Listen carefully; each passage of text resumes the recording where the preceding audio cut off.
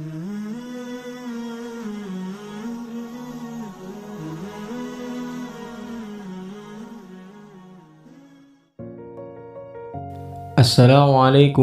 warahmatullahi wabarakatuh.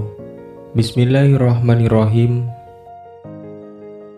Pertama-tama, marilah kita panjatkan puji syukur kehadirat Allah Subhanahu wa Ta'ala yang telah memberikan kita nikmat yang sebegitu luar biasa, yakni nikmat iman dan Islam. Dan tidak lupa sholawat beserta salam semoga terlimpah curahkan kepada Nabi besar kita, Nabi Muhammad sallallahu alaihi wasallam, kepada keluarganya, pada sahabatnya, pengikutnya, dan kepada kita sekalian. Khalifah kedua Sayyidina Umar bin Khattab radhiyallahu anhu adalah sosok sahabat Nabi yang patut diteladani. Rasulullah sallallahu alaihi wasallam menjuluki beliau Al-Faruq, yang berarti orang yang bisa memisahkan antara kebenaran dan kebatilan. Bahkan setan pun lari apabila bertemu Sayyidina Umar bin Khattab radhiyallahu an. Ketika diangkat sebagai khalifah menggantikan Abu Bakar As-Siddiq, kekuasaan Islam tumbuh pesat selama 10 tahun memimpin. Khalifah Sayyidina Umar berhasil membebaskan negeri jajahan Romawi dan Persia dan merebut Baitul Maqdis Palestina dari kekuasaan Romawi. Di balik keberhasilannya menjabat khalifah sekaligus Amirul Mukminin, Sayyidina Umar memiliki karomah yang sangat luar biasa, yaitu kelebihan dan kemuliaan yang Allah berikan kepada Sayyidina Umar bin Khattab. Berikut karomahnya yang begitu masyhur. Yang pertama, berbicara dengan ahli kubur, bahwa ketika Sayyidina Umar bin Khattab radhiyallahu an melewati pemakaman Baqi di Madinah, beliau mengucapkan salam, semoga keselamatan dilimpahkan kepadamu, wahai para penghuni kubur. Aku kabarkan bahwa istri kalian sudah menikah lagi, rumah kalian sudah ditempati, kekayaan kalian sudah dibagi. Kemudian ada suara tanpa rupa menyahut, wahai Umar bin Khattab, aku kabarkan juga bahwa kami telah mendapatkan balasan atas kewajiban yang telah kami lakukan, keuntungan atas harta yang telah kami dermakan, dan penyesalan atas kebaikan yang kami tinggalkan. Yahya bin Ayyub Al-Khazai menceritakan bahwa Sayyidina Umar bin Khattab mendatangi makam seorang pemuda lalu memanggilnya, wahai fulan, dan orang yang takut akan saat menghadap Tuhannya akan mendapat 2 surga. Dari dalam kubur pemuda itu terdengar suara, wahai Umar, Tuhanku telah memberikan 2 surga itu kepadaku 2 kali di dalam surga. Riwayat Ibnu Asakir.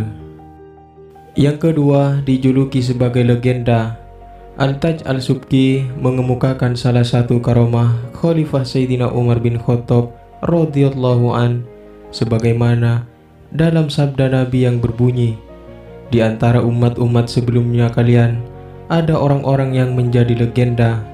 Jika orang seperti itu ada di antara umatku, dialah Umar.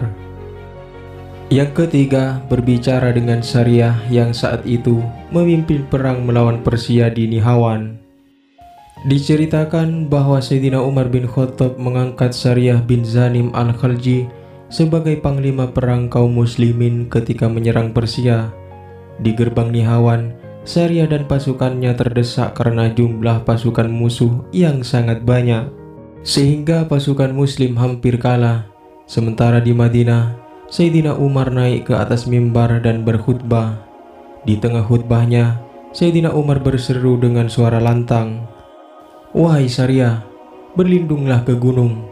Barang siapa menyuruh serigala untuk mengembalakan kambing, maka ia telah berlaku zalim.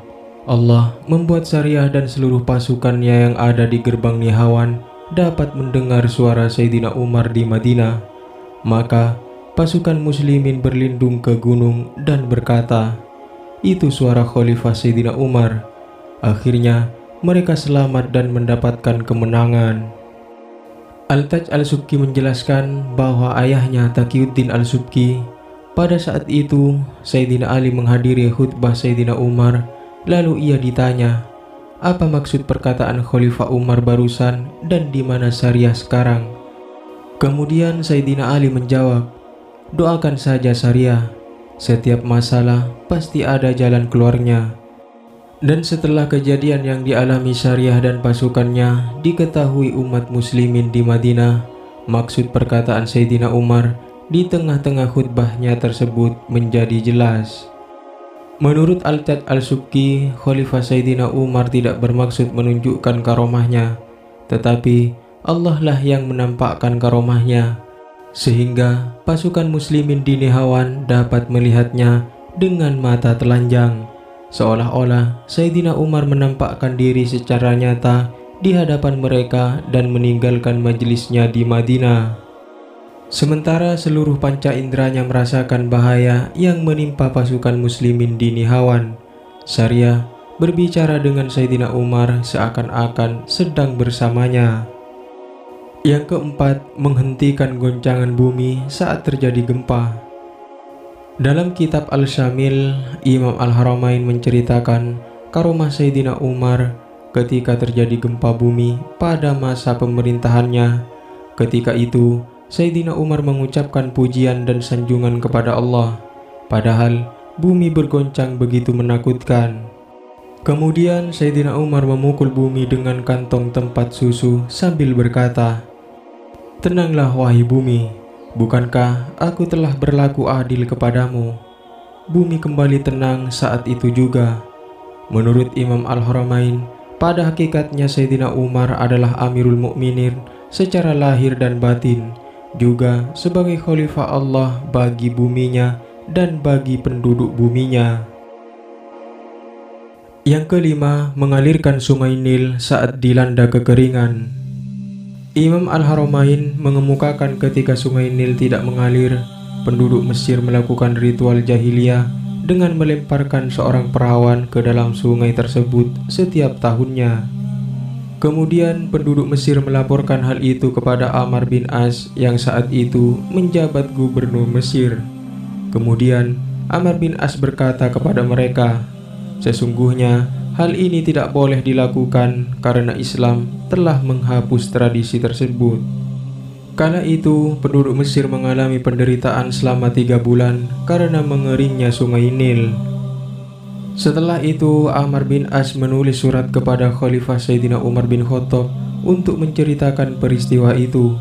Kemudian Sayyidina Umar membalas surat tersebut dan menyatakan, engkau benar bahwa Islam telah menghapus tradisi tersebut. Aku mengirim secari kertas untukmu, lemparkanlah kertas itu ke sungai Nil. Kemudian Amr membuka kertas itu sebelum melemparnya ke sungai Nil. Ternyata kertas itu berisi tulisan Khalifah Umar untuk sungai Nil di Mesir yang menyatakan, jika kamu mengalir karena dirimu sendiri, maka jangan mengalir. Namun, jika Allah yang Maha Esa dan Maha Perkasa yang mengalirkanmu, maka kami mohon kepada Allah yang Maha Esa dan Maha Perkasa untuk membuatmu mengalir. Kemudian Amr bin As melempar kertas itu ke sungai Nil. Sementara itu, penduduk Mesir telah bersiap-siap untuk pindah meninggalkan Mesir. Di pagi harinya, Allah Ta'ala mengalirkan sungai Nil 16 hasta dalam semalam. Demikianlah beberapa karomah Sayyidina Umar bin Khattab radhiyallahu an. Mudah-mudahan video ini bermanfaat. Wallahu a'lam bishawab. Assalamualaikum warahmatullahi wabarakatuh.